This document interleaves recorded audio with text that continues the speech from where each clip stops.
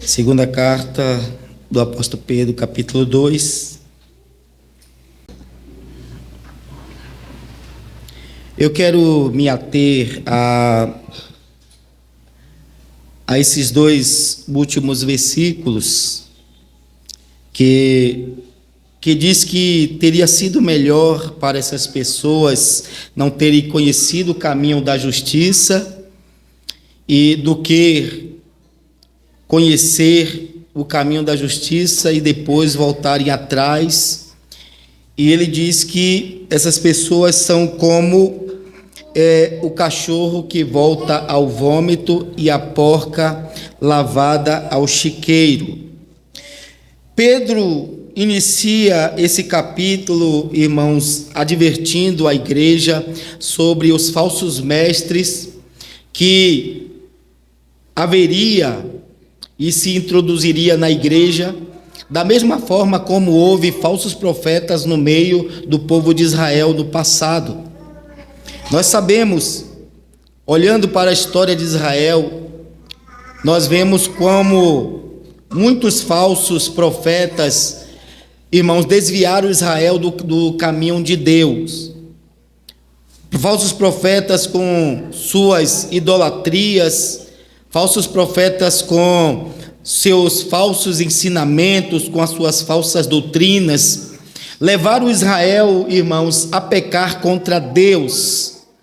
E lembro quando Deus ele fala com Moisés no capítulo de número 13, quando o povo, depois de ser tirado do Egito, e Deus, através de Moisés, dá a sua revelação, a sua palavra, os seus mandamentos para o povo.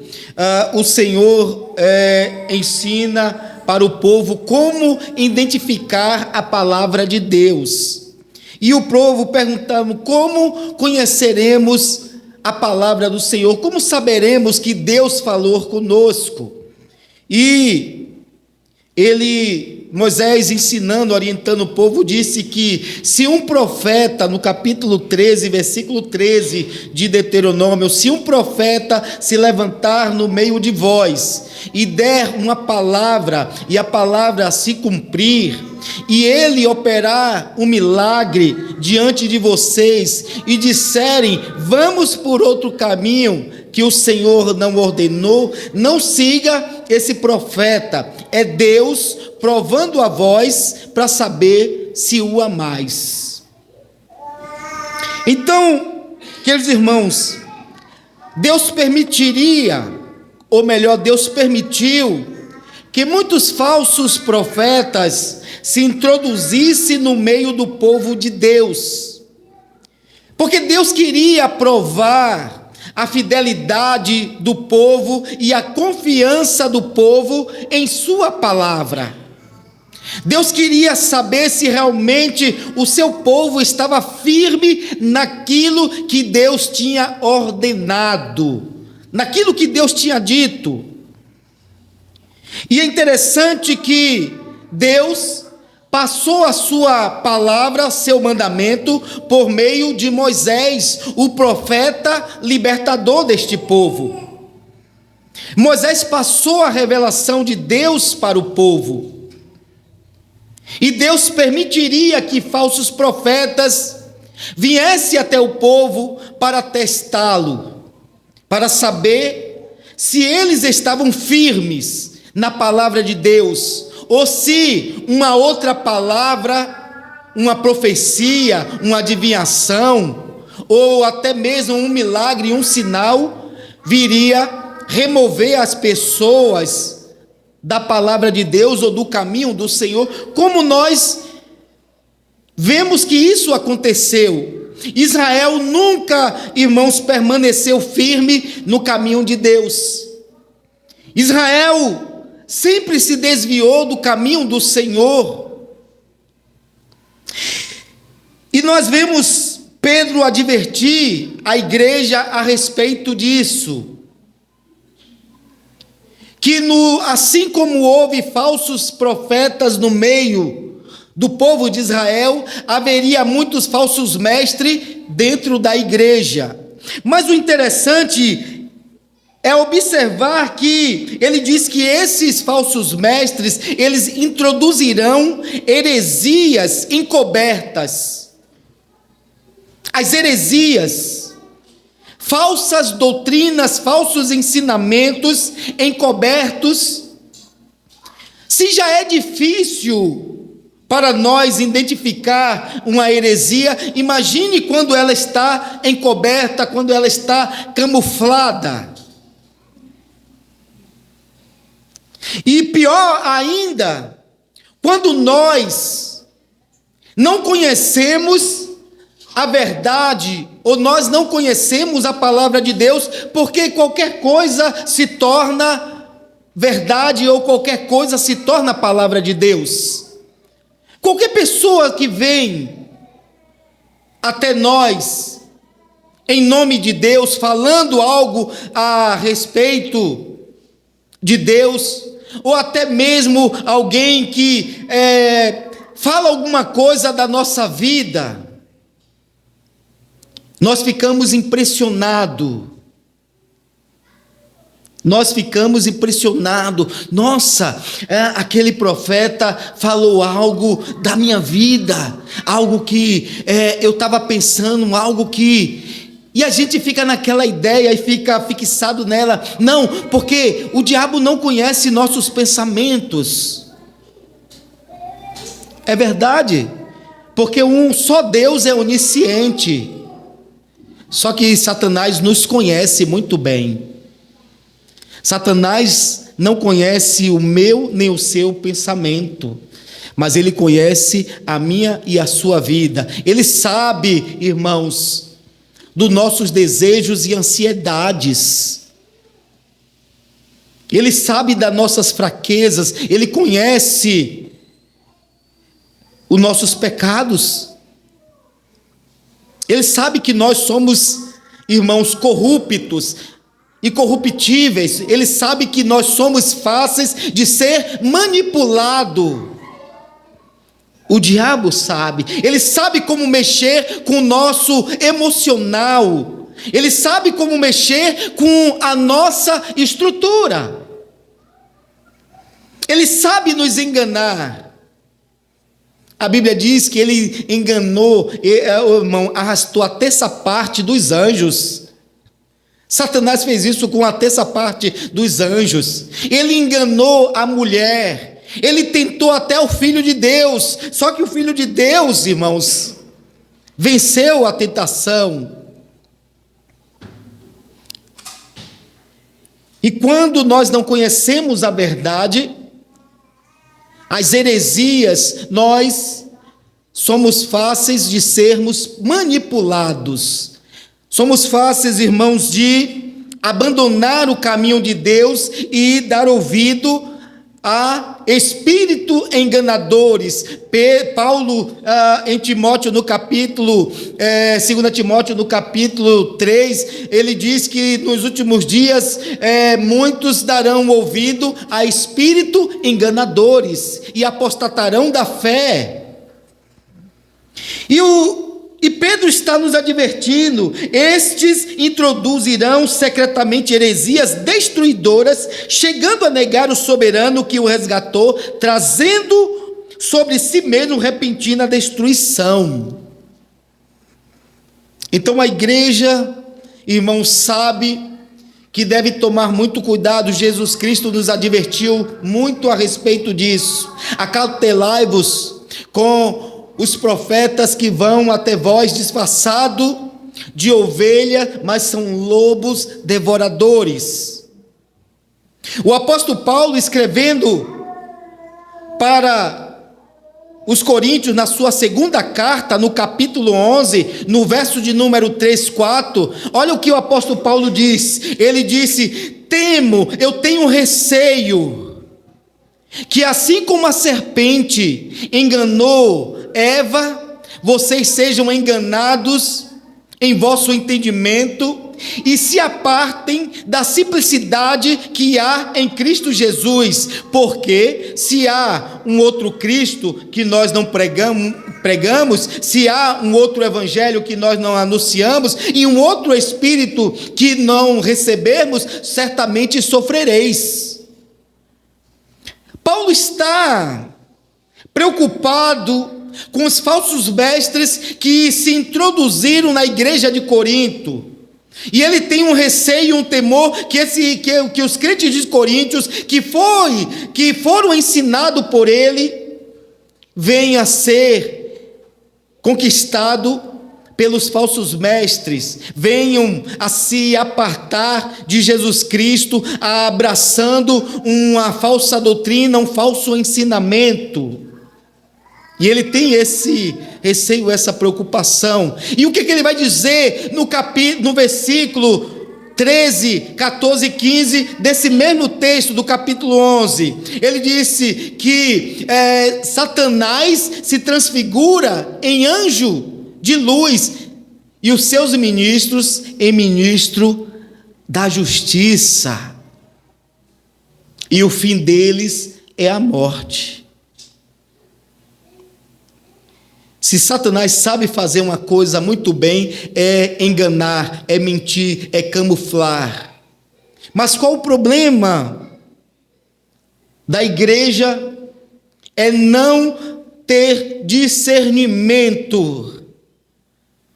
A maioria dos cristãos não tem o discernimento para identificar uma falsa doutrina, uma heresia, um falso ensinamento. Às vezes os pregadores estão no púlpito pregando tantas heresias, falando tanta bobagem, falando contra a palavra de Deus, distorcendo a palavra de Deus, e às vezes os crentes estão ali, glória a Deus, aleluia, recebendo aquela heresia, aquele falso ensinamento.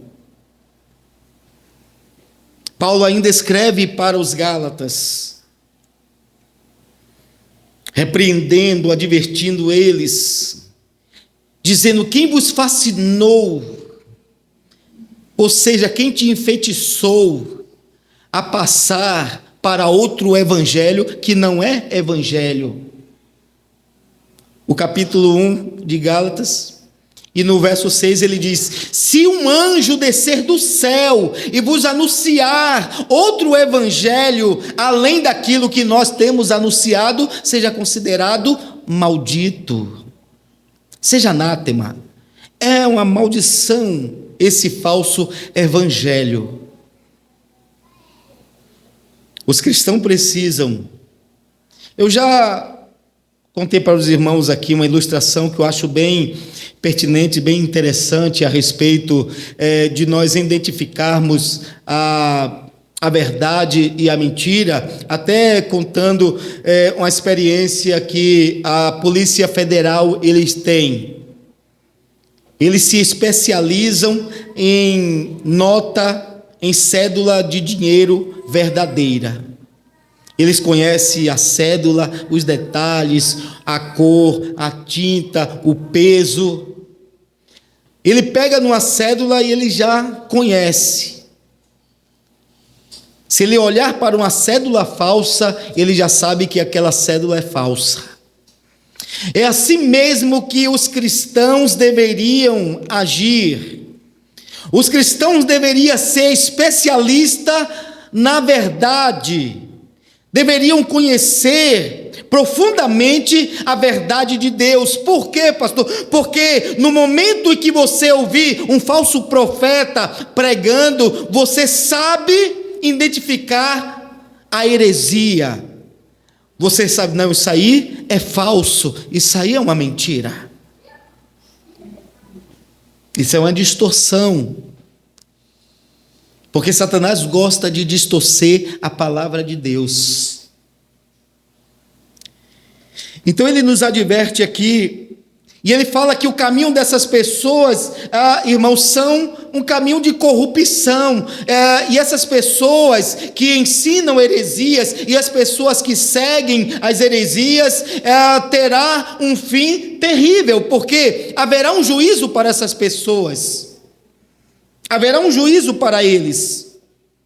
E o apóstolo Pedro, ele vem falar sobre os anjos que pecaram e Deus guardou, reservou para o dia de juízo em trevas. E falou sobre a geração de Noé, aquela geração corrupta, corrompida, que foi destruída no dilúvio, e falou da imoralidade de Sodoma e Gomorra, que também sofreu juízo, e falou também a respeito do caminho de Balaão, da doutrina de Balaão. Balaão era um agoreiro, a qual Deus, irmãos,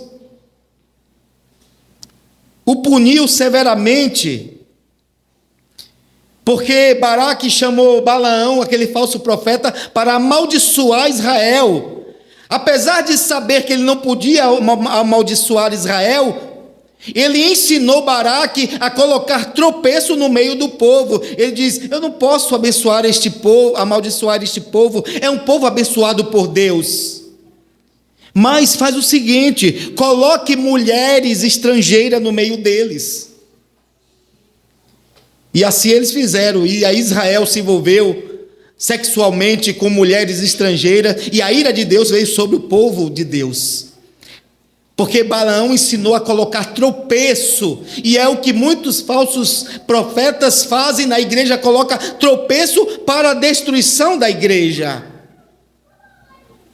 Mas aqui, vamos ao nosso texto, em que ele fala, esses falsos profetas são nuvens sem água. Esses falsos profetas, irmãos, são uma vergonha em nosso meio.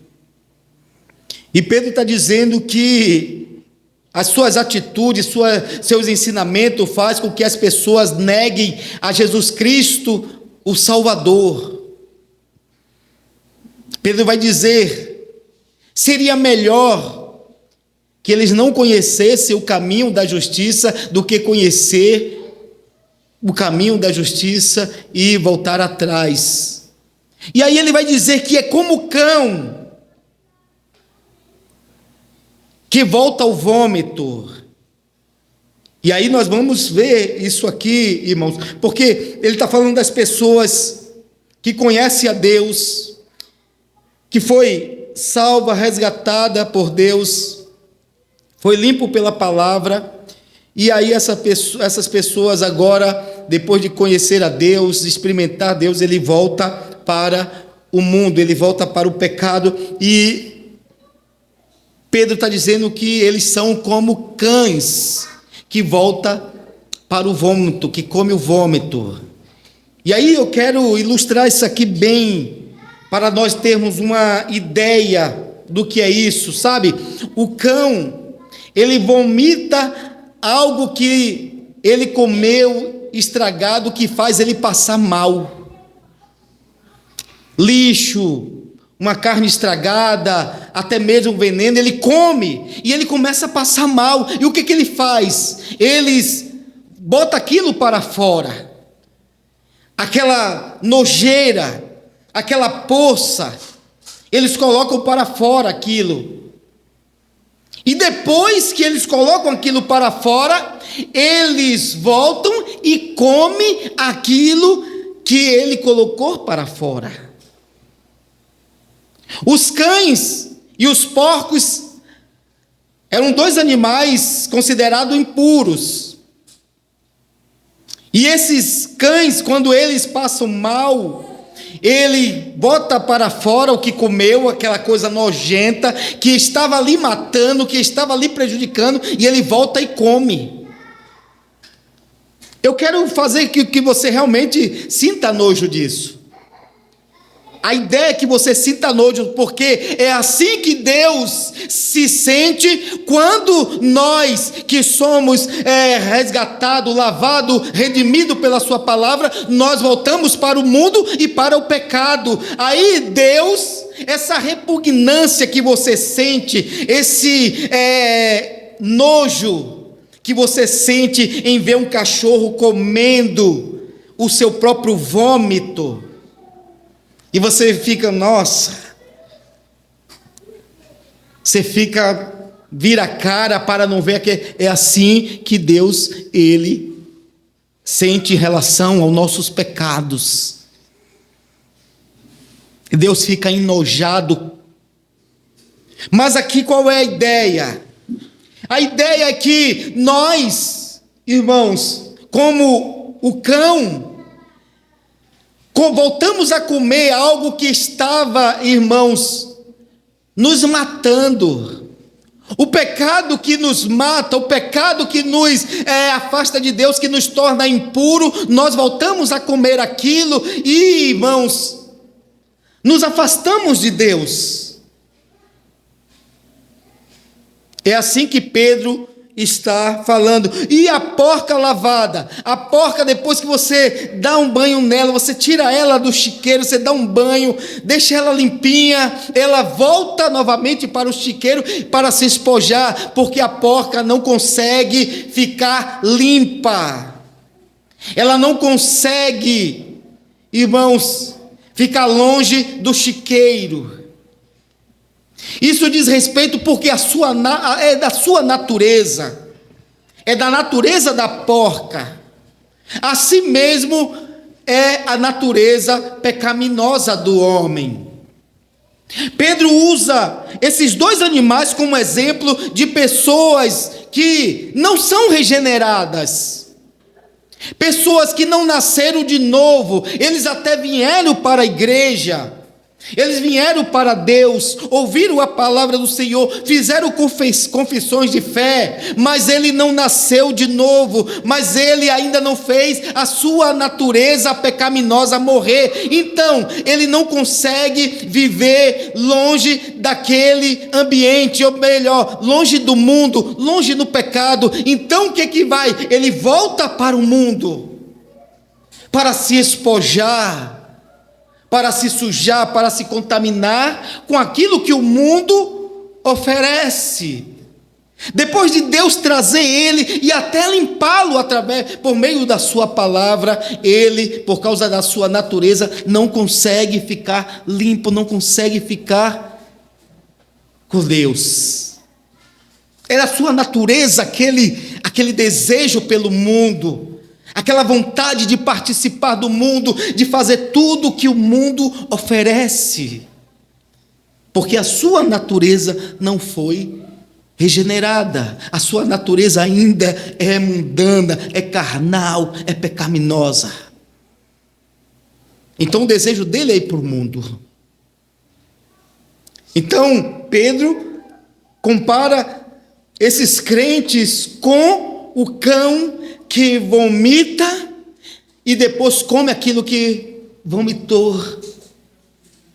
É como aquele que foi lavado e volta novamente para o mundo. Essas pessoas, eles tiveram até um contato com Deus. Ou melhor, eles tiveram um contato com a verdade. Mas eles não foram libertos pela verdade. Por quê? Porque Jesus Cristo diz em João no capítulo 8, verso 32, conhecereis a verdade vos libertará. Mas o que acontece? A gente ouve a verdade, mas Paulo vai dizer em Romanos no capítulo 1, verso 18, eles suprimiram a verdade pela injustiça. Ouviram a verdade, mas eles sufocam a verdade. Eles ouvem a verdade, mas ele prefere a injustiça, prefere o pecado do que a verdade de Deus. Então, seu coração, sua mente não são regeneradas. eles não são, irmãos, santificados pela verdade, como Jesus Cristo disse, porque a verdade santifica, a verdade é a palavra de Deus. Jesus Cristo diz em João capítulo 17, versículo 17, santificam na verdade, ó Pai, a tua palavra é a verdade. Então, enquanto a verdade não nos libertar, enquanto a verdade não nos santificar, nossa natureza ainda será uma natureza pecaminosa, uma natureza inclinada para o mal, inclinada para o mundo. E a gente sempre vai ter interesse pelas coisas do mundo, por quê? Porque a nossa natureza não foi regenerada. E nós precisamos da verdade para isso. E quando isso não acontece, nosso instinto, nossa natureza ainda é carnal, ainda é terrena, ainda é mundana. Por isso, porque às vezes a gente fica querendo entender por que as pessoas se afastam de Deus. Por que as pessoas se afastam de Deus? E nós não queremos que as pessoas se afastem de Deus, porque se afastar de Deus é trilhar um caminho de condenação, é se perder. Se afastar de Deus, irmãos, é prejudicial para a nossa vida eterna. E nós oramos pelas pessoas, queremos que as pessoas sirvam a Deus, permaneçam em comunhão com Deus. Deus não quer que ninguém se perca. Deus não quer que ninguém se perca. Ele ama todas as criaturas. Por quê? Porque foi Ele que criou, são criatura dele, e Ele quer resgatá-lo para que essas pessoas o conheçam, para que essas pessoas o adorem, para que essas pessoas tenham vida eterna. Olha, Ele sabe da nossa fraqueza, Ele sabe da nossa dificuldade, das nossas tentações, Ele sabe de tudo isso. É por isso que Ele proveu o seu Filho para nos salvar. E Ele nos deu o Espírito Santo para trabalhar em nossos corações, para mudar os nossos corações, para mudar a nossa mente, para nos renovar, para nos dar uma nova vida. Mas nós alcançamos através da fé em Jesus Cristo, porque quando cremos em Jesus Cristo como Senhor e Salvador, Ele nos dá o seu Espírito. E às vezes as pessoas pensam que eles vão conseguir se libertar. Irmãos, a obra da salvação, do começo ao fim, é obra de Deus. Vejam que Paulo, escrevendo aos Filipenses no capítulo 2, verso 13, ele diz: tanto querer como efetuar é obra de Deus. É Ele que quer a vossa santificação e é Ele que efetua a vossa santificação. Ele lhe santifica pelo sangue de Jesus, Ele lhe santifica pela palavra e Ele lhe santifica pelo Espírito. É o Espírito de Deus que vai trabalhando em nosso coração para mudar o nosso pensamento e a nossa disposição para o pecado. Ele vai inibindo o desejo pecaminoso dentro de nós pelo seu Espírito. Porque é Deus trabalhando, é Deus agindo. Sabe por quê? Porque se nós pudéssemos fazer alguma coisa para libertarmos do pecado, vencer o pecado, Ele não tinha enviado Jesus Cristo para morrer por nós, para vencer o pecado. Ele não teria enviado o seu Espírito para nós vencermos os nossos pecados. Mas qual o problema, pastor? É que nós não cremos. Nós não cremos. E quando nós cremos, nós dobramos nossos joelhos e nós invocamos ao Senhor: Senhor, me liberta. Conhece, Senhor, minha fraqueza, conhece o meu pecado. que sempre tem me afastado do Senhor, me levado para longe do Senhor. Deus que é misericordioso, Ele ouve a nossa oração. E o seu Espírito começa a trabalhar em nós, nos encorajando para a oração, nos dando interesse pela palavra de Deus, e o Espírito Santo vai trabalhando em nossas vidas, e daqui a pouco a gente não tem mais vontade pelas coisas do mundo. Aquele desejo, aquele impulso pelo pecado, ele é enfraquecido. E pelo Espírito Santo nós o dominamos. Lembra dos frutos do Espírito? Amor, paz, bondade, longanimidade, mansidão, domínio próprio. Você passa a ter domínio próprio e o pecado não lhe domina mais. Você resiste tentações, você busca Deus, porque é Deus operando em vós, é Deus operando em nós. Então, essas pessoas, irmãos, eles experimentam da graça de Deus. Eu vou correr para nós terminarmos, que eu tenho ainda a apresentação da entrega dos presentes. Mas as pessoas experimentam da graça de Deus. A graça de Deus é um favor que nós não merecemos.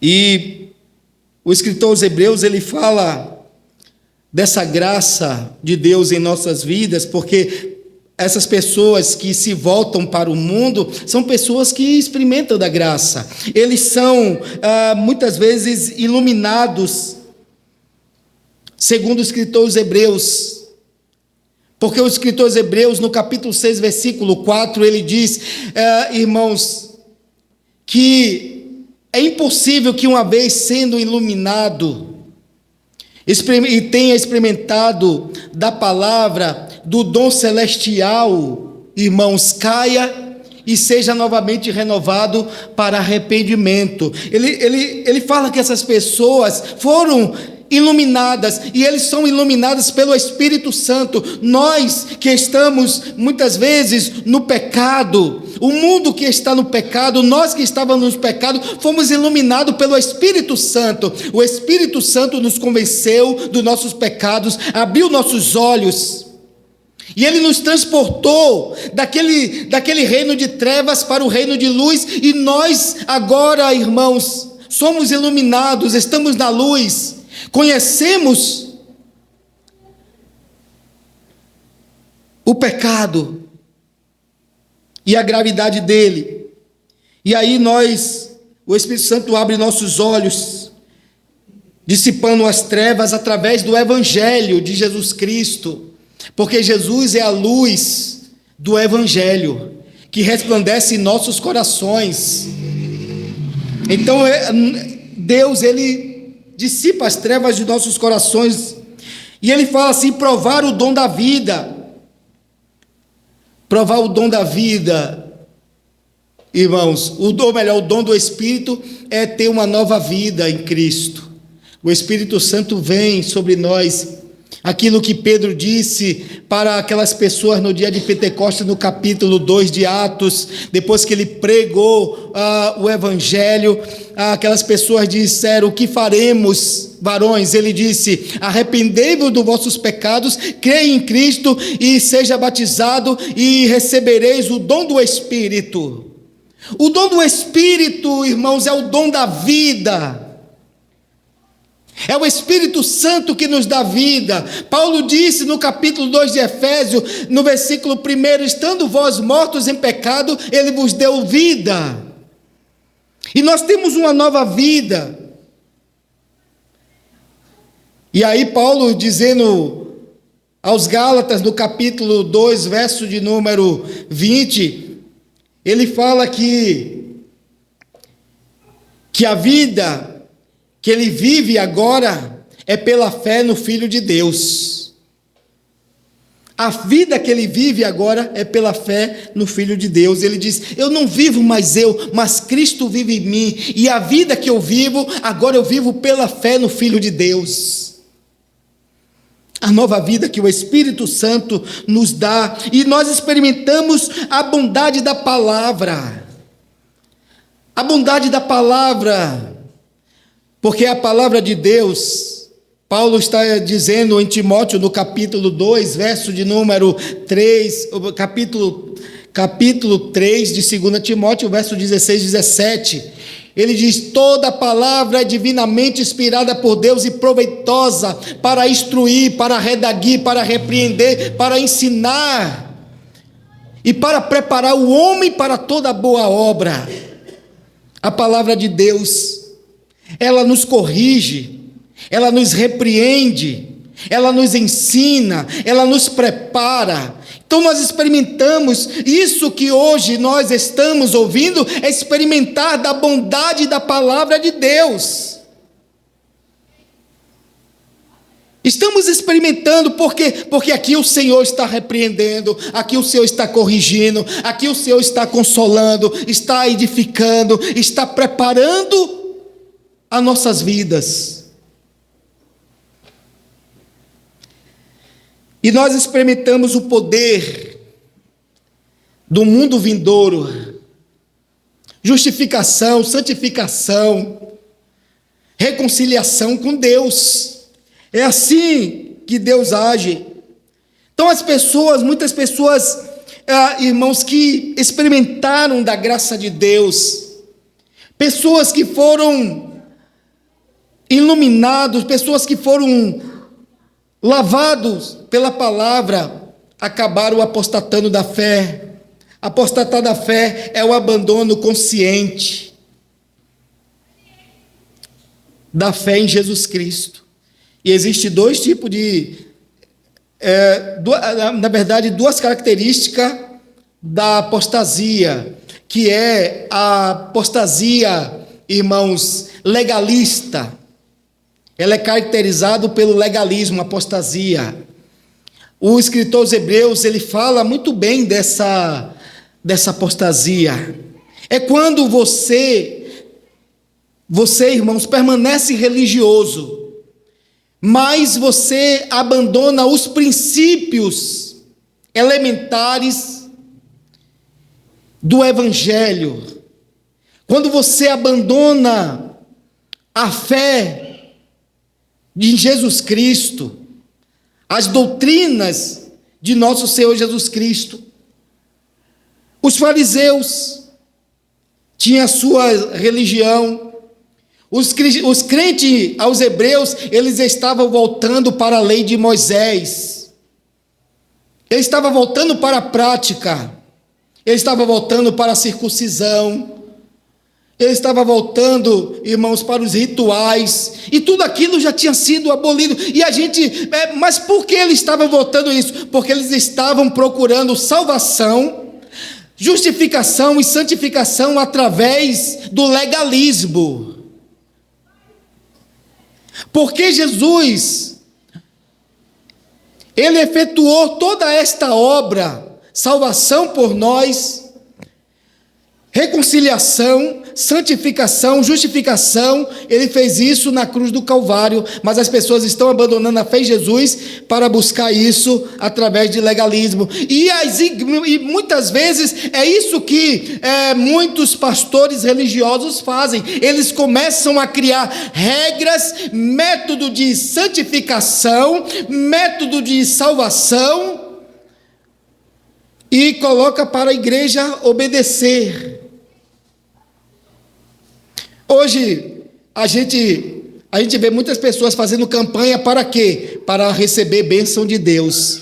Aí você se esforça tanto, ora, jejua, faz tanta coisa para receber bênção, mas a Bíblia diz que é de graça. É graça. É graça. Pessoas sobem o monte, leva aqueles pedidos de oração, faz sair e diz: estou fazendo um sacrifício. Sacrifício Jesus Cristo já fez, eu não preciso que homem faça essas coisas por mim. Se eu preciso de alguma coisa, você precisa de alguma coisa, você entra no seu aposento, dobra o seu joelho, o Pai que ouve em secreto te recompensará publicamente. A Bíblia diz que nós devemos orar uns pelos outros, ore pelos enfermos. Tiago disse no capítulo 5, verso 18, que a oração do justo pode muito em seus efeitos. A questão é que nós hoje já não temos mais fé em Deus, a gente confia em nossas obras, a gente confia em nossos méritos, em nossa justiça. É tanto que às vezes, a gente é tão legalista, porque se a gente acha que Deus é como nós. Se você desagradar a Deus, cometer um pecado, aí você fica triste, aí você diz, nem vou orar porque Deus nem vai me ouvir. É porque você pensa que Deus, irmãos, é como eu e você. Essa é a questão. Deus é paciente, é longânimo, Ele não é tolerante com o pecado, Ele é longânimo, Ele não é, irmãos, conivente com o pecado, nem tolerante com o pecado, Ele é longânimo. Ele quer nos dar tempo de se arrepender. Mas se nós nos arrependermos, irmãos, o juízo vem sobre nós. Então as pessoas estão confiando em suas obras para alcançar a bênção de Deus. Aí faz campanha para isso, faz campanha para aquilo.